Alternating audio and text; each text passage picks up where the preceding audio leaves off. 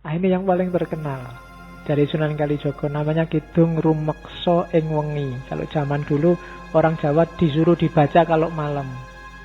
Doa tolak balak versi Jawa.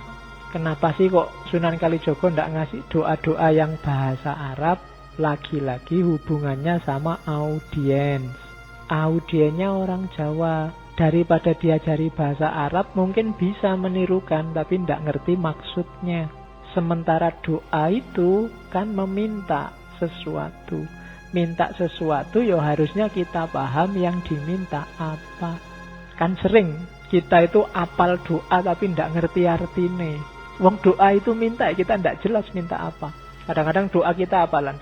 Allah yang dimintai lah ya bingung, kamu itu minta apa? Maka Sunan Kalijaga ngasih versi Jawanya. Namanya Kidung Rumeksa ing Wengi. Agak panjang, cuma saya potong bagian awal sama bagian akhir. Otakku adalah sis, Nabi Sis. Bayangkan hubungannya apa Nabi Sis sama otak. Nabi Sis ini dikenal sebagai mbahnya tradisi yang oleh Syed Hussein Nasr disebut Saintia Sakra, manusia ilmu sakral. Sis dikenal sebagai manusia bijaksana yang pertama. Nabi Sis ini anaknya Nabi Adam yang keenam. Nabi Sis ini lahir sendirian. Nabi Adam itu anak pertama, kedua, ketiga, keempat, kelima itu kembar. Nabi Sis tok yang sendirian. Setelah itu yang ketujuh dan seterusnya kembar lagi. Dalam khazanah Jawa, Nabi Sis ini diceritakan beliaulah yang melahirkan orang-orang utama yang oleh tradisi kuno karena pinter, anak-anaknya juga pinter, dikenal sebagai dewa-dewa.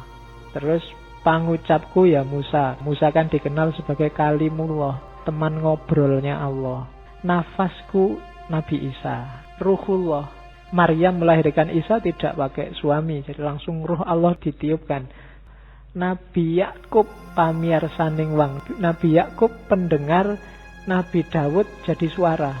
Kalau Nabi Daud jelas dikenal suaranya indah. Kalau Nabi Yakub itu orang yang pada akhirnya nanti diceritakan buta tapi waskito. Meskipun diceritain oleh anak-anaknya bahwa Nabi Yusuf begini begitu dimakan oleh serigala macam-macam, tapi beliau waskito. Andalannya pendengarannya karena selalu nyambung dengan Allah, selalu mendengarkan, kalau bahasa Jawanya sasmito gaib. Nabi Ibrahim nyawaku. Ini hubungannya sama Nabi Ibrahim itu nyawanya kayak rangkap, sudah dibakar seperti itu tapi masih bisa hidup lagi. Punya vitalitas hidup yang luar biasa, semangatnya mencari kebenaran luar biasa. Maka Nabi Ibrahim nyawaku. Nabi Sulaiman, bukan, tulisannya memang Sulaiman ya. Ya, Sulaiman disebutnya Sulaiman. Itu yang bikin Ustadz Fahmi Basa yang dari Jakarta itu menganggap bahwa Sulaiman ini dari asal kata Sulaiman, dan Candi Boko itu istana Ratu Balkis yang singgasananya satu diambil oleh pengawalnya Nabi Musa, dan singgasana itu jatuh sekarang jadi Borobudur. Nabi Musa dikenal sakti, ngomong sama binatang, bisa menaklukkan angin dan macam-macam. Maka Nabi Sulaiman kesekten mami. Nabi Yusuf rupeng wang, rupaku Nabi Yusuf. Bacalah mantra ini, siapa tahu kamu jadi ganteng. Ya, lo kan ada khasiatnya sendiri-sendiri itu setiap kalimat itu. Mantra itu kan semacam punya daya sugestif yang bisa mempengaruhi hidup kita. Makanya orang dulu sangat takut dengan ngomong jelek, karena ngomong jelek yang mempengaruhi hidupmu jadi jelek. Idris ing rambutku. Nabi Idris ada di rambut. Rambut itu fungsinya apa? Untuk melindungi kepala, melindungi otak, juga bikin kamu ganteng. Dan Idris memainkan fungsi itu karena Idris dikenal sebagai teknisi, ilmuwan pertama, ilmu yang melindungi hidup kita. Itu Idris. Ali Abu Bakar Umar Utsman. Ali kulitnya, Abu Bakar darahnya, Umar dagingnya, Utsman tulangnya. Teladanilah dari 4 khalifah ini dengan karakternya masing-masing dalam hidupmu. Seraplah etos religius keberagamaan mereka. Sumsumnya Fatimah, Siti Aminah, Bayuning Angga. Ini semacam ngomong jasmaniah sama rohaniah.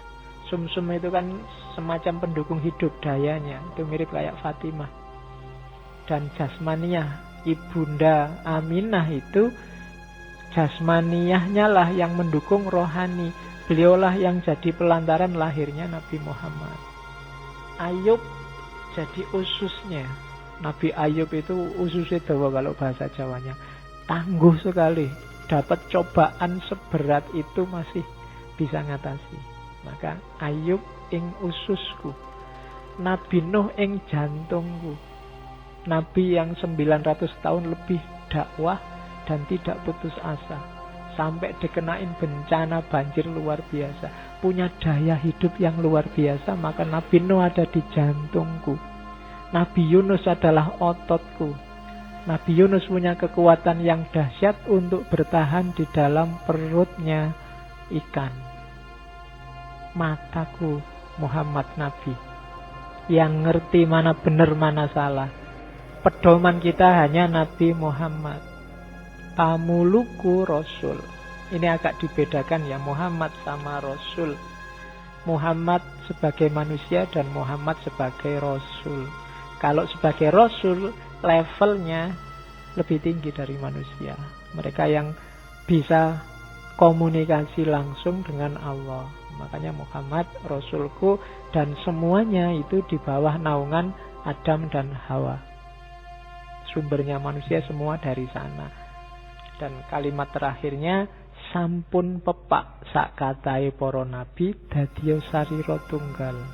Hidup kita, seraplah semua energi, semua kekuatan dari para nabi, para sahabat tadi, sehingga utuh dadiya sarira tunggal. Teladani mereka semua secara fisik dan semangat energinya masukkan ke rohanimu.